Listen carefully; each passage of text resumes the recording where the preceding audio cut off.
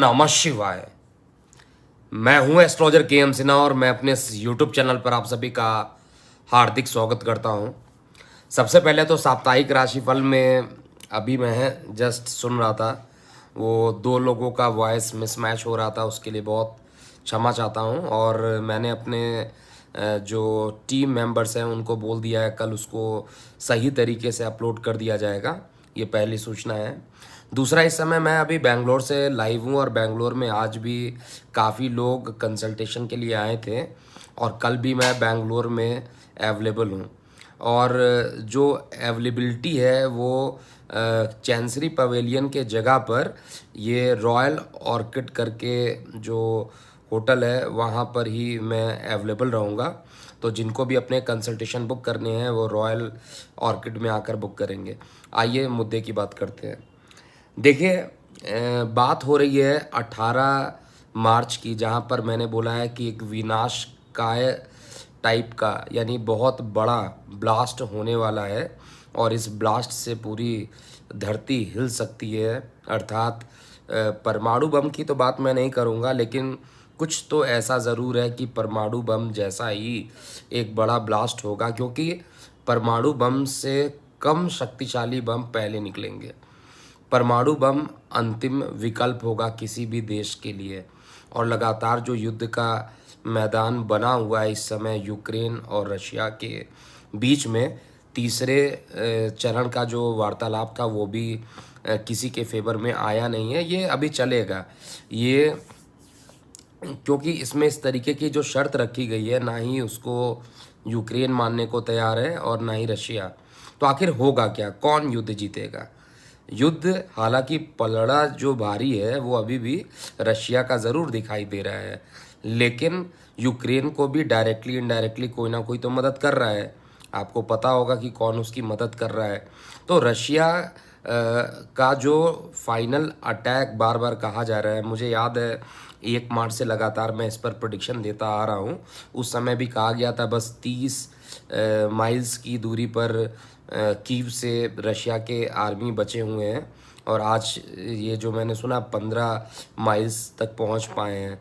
इसका मतलब है कि युद्ध का जो स्पीड है, जिस स्पीड से रशिया चाहता है उस स्पीड से इसको ख़त्म कर सकता था। आइए हम गोचर की व्यवस्था बात करते हैं कि आखिर ऐसा क्यों हो रहा है।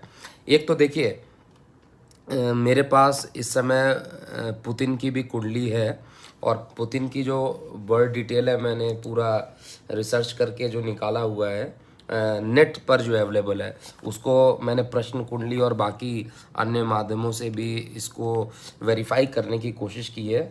इनका बर्थ डिटेल है 7 अक्टूबर 1952, 9:30 है और सेंट पीटरबर्ग से टाइम जोन 3.0 आएगा। लॉन्गिट्यूड लैटिट्यूड जो है रशिया वाला ही आपको इसमें यूज़ करना है।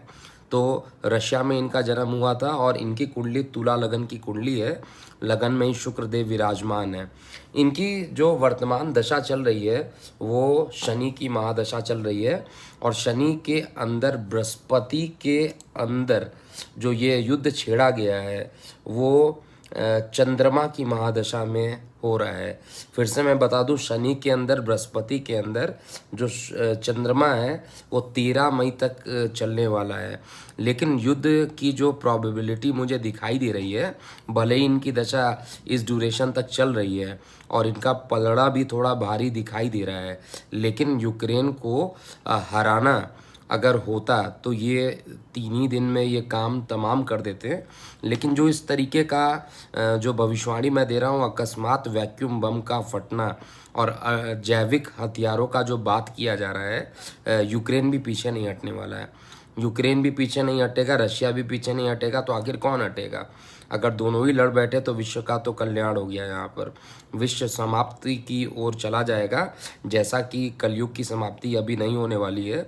तो मुझे ऐसा नहीं दिखाई दे रहा कि परमाणु बम जैसी कोई चीज़ें होंगी, लेकिन पुतिन का दबदबा जिस तरीके से बढ़ता हुआ जा रहा है, इसको सपोर्ट करने के लिए भले ही अमेरिका इस समय सीधा तरीके से बोल दे रहा है कि भाई मैं इसमें इन्वॉल्व नहीं रहूँगा, लेकिन पूरा हाथ यूक्रेन में इस समय जो दिखाई दे रहा है वो अमेरिका का ही दिखाई दे रहा है। रशिया ने भी इसकी पुष्टि की हुई है, और रशिया की जो टेक्नोलॉजी है उसने अगर पुष्टि की है तो ज़रूर उसमें सत्यता होगा। रशिया ऐसे ही कोई बातें नहीं करता है, क्योंकि उनके पास टेक्नोलॉजी जो है अमेरिका की टेक्नोलॉजी से भी बढ़िया टेक्नोलॉजी के क्षेत्र में वो काम करते हैं। मतलब विश्व की शक्तियां हैं, और जब शक्ति है तो उनका भी जो सूचना है वो कमज़ोर आप नहीं मान सकते। अगर रशिया बोल रही है कि वहाँ पर जैविक हथियारों को तैयार किया जा रहा है तो इस बात को असत्य नहीं कहा जा सकता। और मैंने प्रश्न कुंडली भी निकाला, जिस समय मेरे से पूछा गया था उस समय भी एकदम ये कन्फर्म हो रहा था कि ये बातें सत्य हो रही हैं। अब प्रश्न ये उठता है कि 18 मार्च को क्या होगा, क्या धरती हिल जाएगी, क्या होने वाला है। लेकिन एक चीज़ तो कन्फर्म है कि परमाणु बम से पहले जो एक खतरनाक बम होते हैं उससे पहले इसकी ज़बरदस्त ब्लास्ट होगा, और इस ब्लास्ट के कारण जो है काफ़ी परेशानियां रहेंगी।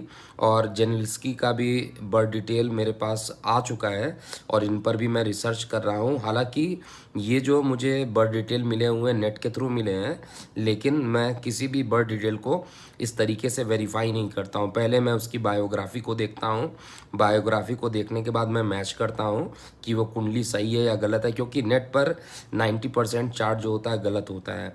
तो इसलिए नेट की कुंडली पर विश्वास करना सही नहीं होता है, इसलिए उसको बायोग्राफी से बायोग्राफिकली उसको चेक करना भी ज़रूरी होता है। और बार बार मैं मेदिनी एस्ट्रोलॉजी की बात करता हूँ। मेदिनी हमेशा देश के बारे में बताती है। मेदिनी एस्ट्रोलॉजी ये बताती है कि युद्ध होगा कि नहीं होगा। मेदिनी एस्ट्रोलॉजी इतनी सटीक एस्ट्रोलॉजी है जिसमें ये पता चलता है कि कब वहाँ का जो शासक है अर्थात जो राजा है वो विजयी बनेगा या उस पर कुछ परेशानी आएगी।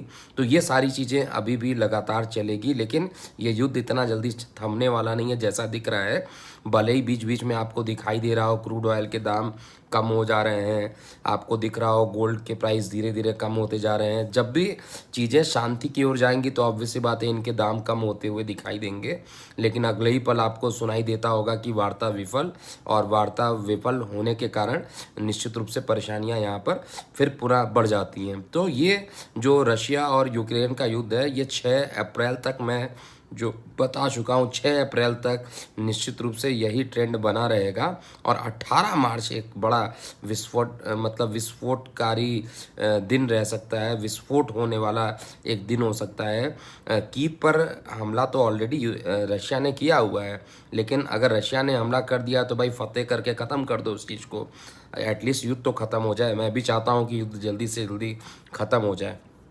मैंने ये बोला था कि रशिया जो है वो अंत में पीछे हटेगा, लेकिन अभी भी मुझे ये दिखाई दे रहा है क्योंकि वो डेट ख़त्म हो गया जिस पर मैंने बोला था। मैंने 5 मार्च 6 मार्च के आसपास का डेट दिया था कि अगर इस डेट के आसपास ये ख़त्म हो जाता है तो युद्ध ख़त्म हो जाएगा, नहीं तो ये युद्ध 6 अप्रैल तक चलता रहेगा। और यही अपडेट अभी का भी है, और ये युद्ध लंबा खींचना है। शनि और मंगल की युति जब तक बनी हुई है तब तक ये युद्ध रहेगा। और साथ में देवगुरु बृहस्पति की मीन राशि में सूर्य का भी प्रवेश हो चुका है, तो ये सारी चीज़ें अभी भी इंडिकेट करती हैं कि ये परेशानियां बढ़ेंगी। लेकिन अभी मैं एक बड़ा रिसर्च यहाँ पर कर रहा हूँ, जेलेंस्की और पुतिन की कुंडली का विस्तृत अध्ययन कर रहा हूँ, क्योंकि अभी तो मुझे केवल इनका बर्थ डिटेल मिला है। अब इन पर इनके बायोग्राफी पर पूरा एनालिसिस करने के बाद अंतिम परिणाम क्या होगा, कौन झुकेगा, क्योंकि जिस तरीके से लगातार जवाब पे जवाब एक दूसरे के कंट्री आपस में लड़ाई कर रहे हैं, नुकसान तो हम ही लोगों का हो रहा है। अर्थव्यवस्था आने वाले समय में कैसी चौपट हो जाएगी, कितना अर्थव्यवस्था पर नुकसान होगा, क्योंकि देखिए पेट्रोल के प्राइस बढ़ेंगे तो निश्चित रूप से महंगाई बढ़ेगी, और सोने का भाव तो इंडिकेटर ही होता है महंगाई का। और ये महंगाई जो है ये जनता के कारण नहीं हो रही है, ये तो दो देशों के युद्ध के कारण हो रही है। तो पुनः मैं इस पर कल मैं कोशिश करूंगा। कल हालांकि मैं बेंगलोर में अवेलेबल हूँ, यहाँ पर रॉयल ऑर्किड में अवेलेबल हूँ, तो जिनको भी कंसल्टेशन लेना आप आकर ले सकते हैं ज़रूर। और मैं सुबह बिजनेस सेंटर 3 पर अवेलेबल रहूँगा। जिनको भी कंसल्टेशन लेना हो हमारे व्हाट्सएप नंबर 9818318303 पर इसका रिक्वेस्ट भेज दीजिए। और जिनको भी दैनिक राशिफल का मैसेज नहीं चाहिए, जिनको भी दैनिक राशिफल का ईमेल नहीं चाहिए, वो भी अपने रिक्वेस्ट आराम से हमारे टेलीकॉलर्स को भेज सकते हैं।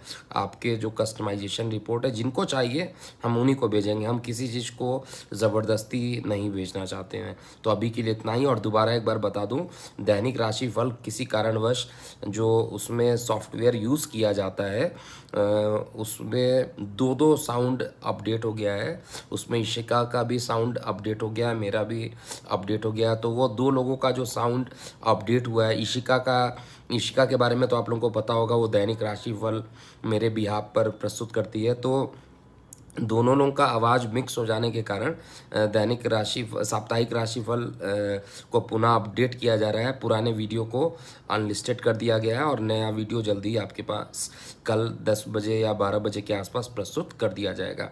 दैनिक राशिफल और साप्ताहिक राशिफल कस्टमाइजेशन रिपोर्ट आपके पोर्टल पर अवेलेबल हो चुका है। अभी के लिए इतना ही। मैं हूँ एस्ट्रोलॉजर के एम सिन्हा। ओम नमः शिवाय।